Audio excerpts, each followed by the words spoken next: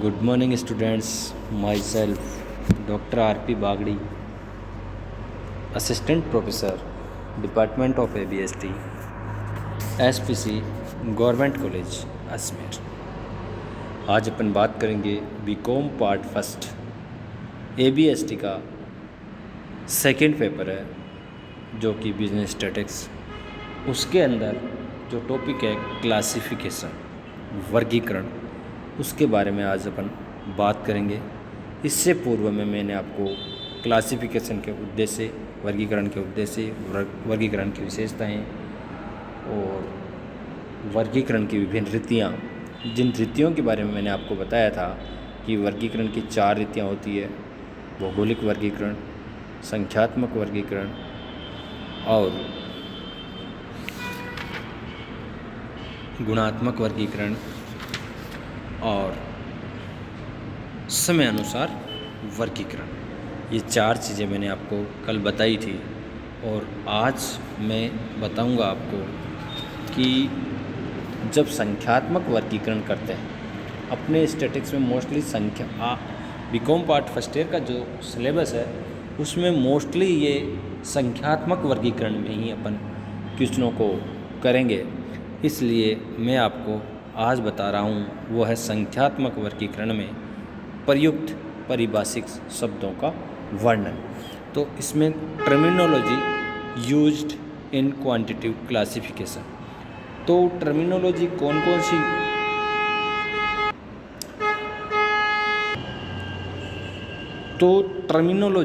कौन सी यूज में ली जाती है क्वांटिटेटिव क्लासिफिकेशन के लिए। तो सबसे पहली है वो है वर्ग सीमाएँ। अपने को यह मालूम होनी चाहिए कि वर्ग सीमाएँ किसे कहते हैं, क्लास लिमिट्स किसे कहते हैं। जिन 2 अंकों या मूल्यों द्वारा किसी वर्ग का निर्धारण होता है उन्हें वर्ग सीमाएँ कहते हैं। प्रत्येक वर्ग में 2 सीमाएँ होती है। पहली सीमा को अधर सीमा या निचली सीमा, लोअर लिमिट, तथा दूसरी सीमा को अपर या ऊपरी सीमा कहते हैं, जिसे वर्गीकरण में L1 और L2 संकेत द्वारा व्यक्त किया जाता है। इसमें वर्ग सीमा की, जैसे सपोज करो कि एक क्लास का टेस्ट लिया 100 नंबर का और 100 नंबर से प्राप्तांक विभिन्न प्रकार से थे। किसी के 0 आया, किसी को 10 आया, किसी को 20 आया और 100 ही बच्चे थे। तो अपन इसको क्लास कैसे बनाएंगे? तो अपन जो क्लास बनाएंगे 0 से 10 हो सकती है, 0 से 5 हो सकते हैं, 0 से 20 हो सकती है, फिर 20 से 40 हो सकती है, 40 से 60 हो सकती है और 60 से 80, 80 से 100। इस प्रकार से इसका 5 क्लास लिमिट्स बना देंगे। 5 वर्गों में इसको बांट देंगे। ठीक है।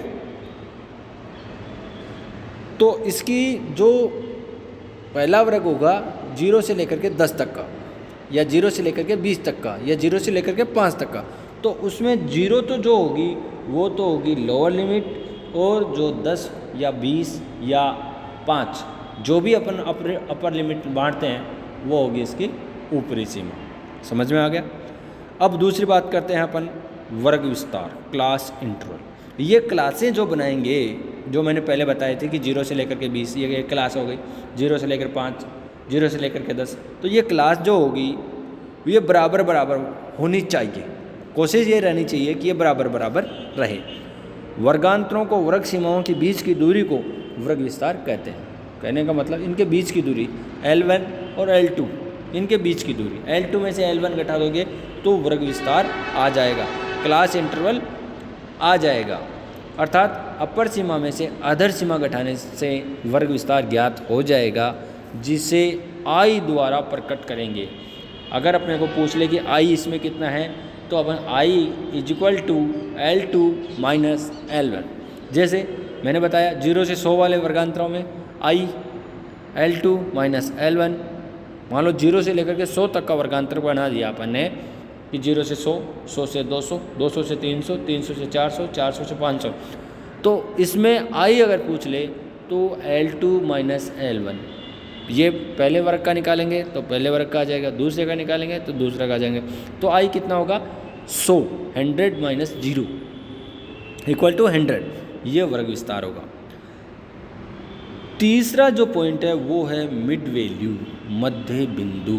मध्य बिंदु कैसे करेंगे ज्ञात कि इन दोनों के बीच में जो अपन ने वर्ग सीमाएं बनाई थी, वर्ग विस्तार किया था, इन दोनों वर्ग की जो सीमाएं हैं L2 और L1, जैसे सपोज करो 0 से लेकर के 100 तक थी, तो L1 तो हो गई इसकी 0 और L2 हो गई 100, 100 और 0 100 डिवाइड बाई 2। इस प्रकार से इसको मिड वैल्यू ज्ञात करेंगे। वर्ग विस्तार की सीमाओं के मध्य स्थान को मध्य बिंदु कहते हैं, जिसे निम्नलिखित सूत्र द्वारा ज्ञात किया जा सकता है। सूत्र के द्वारा ज्ञात करें, L2 plus L1 divide by 2 equal to mid value. Okay, अब अपन बात करते हैं, अगला पॉइंट है वह है वर्ग आवर्ती, क्लास फ्रिक्वेंसी। इस क्लास जो बनाया अपन ने 0 से 10 की या 0 से 20 की या 0 से 100 की, तो इसकी जो फ्रिक्वेंसी किसी वर्ग विशेष की सीमाओं में आने वाले पदों की वर्ग आवर्ती कहते हैं। ठीक है, इनके अंदर जो आने वाली आवर्ती है उसे वर्ग आवर्ती कहेंगे।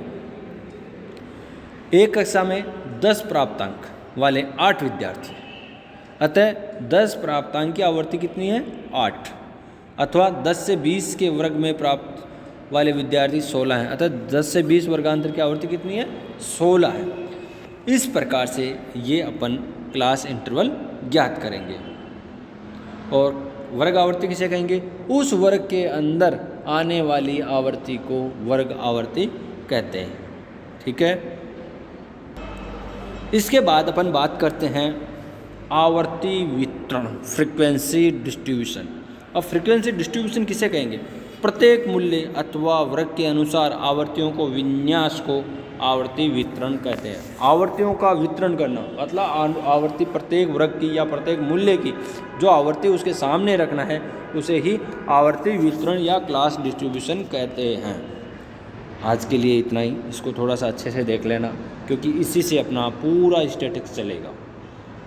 इसके बाद मैं आपको बताऊंगा फ्रीक्वेंसी डिस्ट्रीब्यूशन की, फ्रीक्वेंसी का डिस्ट्रीब्यूशन किस प्रकार से किया जाता है, और संख्यात्मक आधार पर श्रेणियाँ कितनी प्रकार की होती है। आवर्ती वितरण करेंगे तो उसके बाद उसकी श्रेणी को ज्ञात करना पड़ेगा, वो भी आपको मैं बताऊंगा, और फिर इसके कुछ इम्पोर्टेंट क्वेश्चंस मैं आपको करवाऊंगा। आज के लिए इतना ही, थैंक यू।